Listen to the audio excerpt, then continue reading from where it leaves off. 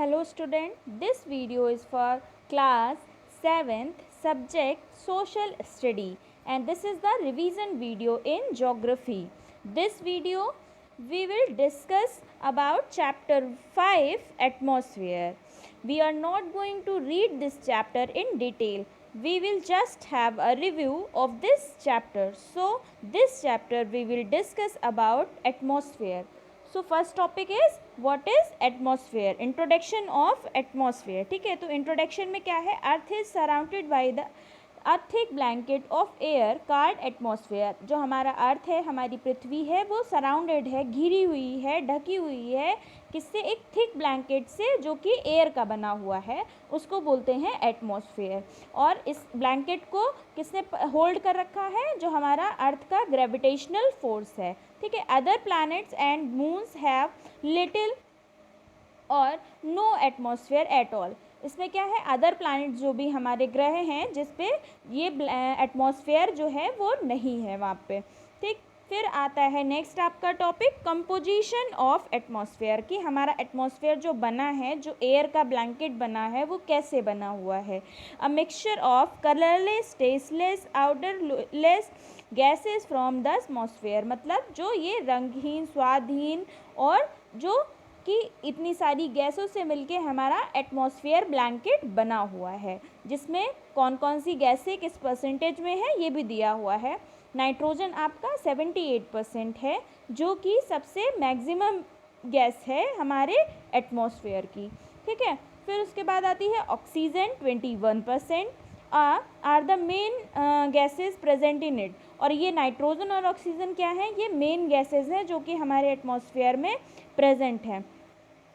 Carbon dioxide and other gases like argon, ozone, hydrogen and helium are found in traces in atmosphere along with water vapour and dust particle. और इसके साथ साथ carbon dioxide जो भी है और other gases जो भी हैं वो 1% में यहाँ पे हमारे एटमॉस्फेयर में पाई जाती हैं. ठीक है, फिर देखिए नेक्स्ट पेज पे आपका स्ट्रक्चर दिया हुआ है एटमॉस्फेयर का. एटमॉस्फेयर भी 5 लेयर्स में डिवाइडेड है, जिसमें फर्स्ट है ट्रोपोस्फेयर, फिर है स्ट्रेटोस्फेयर, फिर मीजोस्फेयर और थर्मोस्फेयर, फिर एक्सोस्फेयर. एक्सोस्फेयर क्या है, सबसे बाहरी परत है, और ट्रोपोस्फेयर सबसे भीतरी परत मानी जाती है हमारे एटमॉस्फेयर की. फिर आपका नेक्स्ट टॉपिक है importance of atmospheric gases. Importance बताना है जो एटमॉस्फेयर में गैसेस पाई जाती हैं, nitrogen, oxygen, carbon dioxide and जो भी चीज़ें पाई जाती हैं उनके हमें इम्पॉर्टेंस बताने. फर्स्ट आपका है nitrogen is the most widely prevalent gas in the atmosphere and is needed by plant for growth. Nitrogen क्या है, सबसे ज़रूरी है हमारे एटमॉस्फेयर में, और ये क्या इसलिए ज़रूरी है क्योंकि ये प्लांट को ग्रोथ करने में हेल्प करती है. ओके, उसके लिए फिर एक आपने अभी उससे पहले आपका भी ऊपर जो टॉपिक लिखा हुआ था अंडरस्टैंडिंग एटमॉस्फेयर में, इसमें इन्होंने एक मतलब बात बताई है जॉन डॉल्टन ने. उन्होंने जो है नाइट्रोजन को प्लांट्स के लिए ग्रोथ के लिए सबसे बेस्ट गैस को बताया था. ठीक है, नेक्स्ट आपका है oxygen. Oxygen is essential for survival of all living creatures. Humans and animals breathe in oxygen and plants give it out during photosynthesis. Oxygen क्या है, सभी को पता है कि ऑक्सीजन सबसे ज़्यादा ज़रूरी है सारे लिविंग थिंग्स के लिए, जिसमें कौन कौन आते हैं, ह्यूमंस आते हैं, एनिमल्स आते हैं, उनकी ब्रीथ के लिए ऑक्सीजन सबसे ज़्यादा कंपलसरी है. और प्लांट्स जो है अपना फूड प्रिपेयर करने के लिए फोटोसिंथेसिस में यूज़ करते हैं ऑक्सीजन का. ठीक है, उसके बाद आता है आपका कार्बन डाइऑक्साइड. कार्बन डाइऑक्साइड में क्या होता है, carbon dioxide is important because it observe the heat give out from surface of the earth and keep it warm. हम ये कार्बन डाइऑक्साइड इसलिए ज़रूरी है क्योंकि ये जो हमारे ऊपर हीट्स आती हैं, जो ये अल्ट्रावायलेट रेज आती हैं, उनसे हमें बचाती है. इसके लिए एक ओजोन लेयर होती है हमारे एटमॉस्फेयर में, जो कि सन से आने वाली अल्ट्रावायलेट रेज से हमको बचाती है. ओके, फिर हम चलते हैं, देखते हैं नेक्स्ट है स्ट्रक्चर ऑफ एटमॉस्फेयर, ठीक है। स्ट्रक्चर हम देखते हैं। फर्स्ट अभी हमने आपको लेयर बताई थी ट्रोपोस्फेयर। ट्रोपोस्फेयर क्या है? सबसे लोएस्ट लेयर है। अभी बताया मैंने ट्रोपोस्फेयर सबसे लोएस्ट है और एक्सोस्फेयर सबसे एग्जिस्ट मतलब सबसे बाहरी होती है और ये 6 किलोमीटर होती है पोल से, ठीक है। और इसके बाद फिर नेक्स्ट लेयर आपकी है स्ट्रेटोस्फेयर। स्ट्रेटोस्फेयर में क्या है?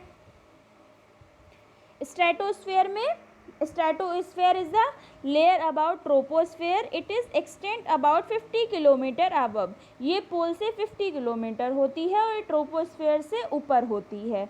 इस लेयर में हम क्या क्या करते हैं?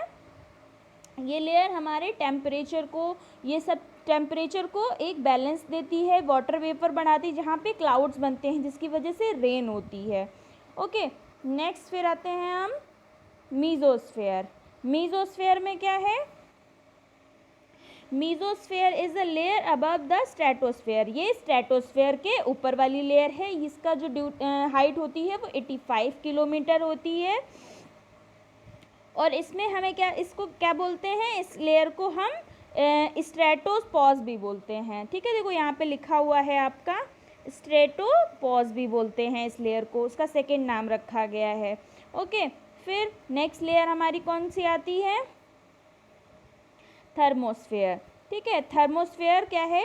The thermosphere lives above the mesosphere, it is extend between 80 kilometre to 450 kilometre. मतलब ये जो लेयर है वो मीजोस्फेयर से ऊपर है और इसका जो इसकी हाइट है वो बढ़ी हुई है कितनी? 80 किलोमीटर से 80 किलोमीटर से लेके 450 किलोमीटर तक, ठीक है। फिर इसमें हमें क्या, इसका जो टेम्परेचर है, this layer is very hot. ये लेयर जो है सबसे ज़्यादा हॉट होती है, इसका टेम्परेचर 15 डिग्री सेंटीग्रेड तक जाता है, ठीक है। और इसीलिए इस लेयर को हम बोलते हैं आयनोस्फेयर, क्योंकि यहाँ पे सबसे ज़्यादा क्या मिलते हैं?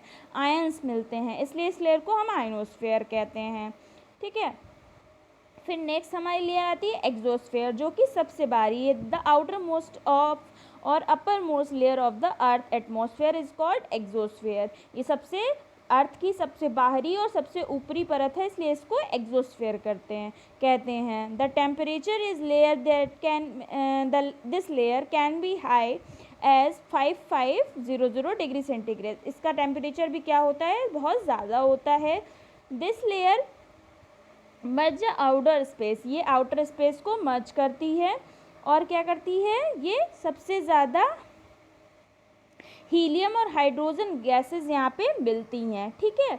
आई होप कि आपको ये चैप्टर अब पूरा समझ में आ गया होगा, क्योंकि हर लेयर को मैंने बहुत अच्छे से एक्सप्लेन कर दिया है। Okay, thank you class.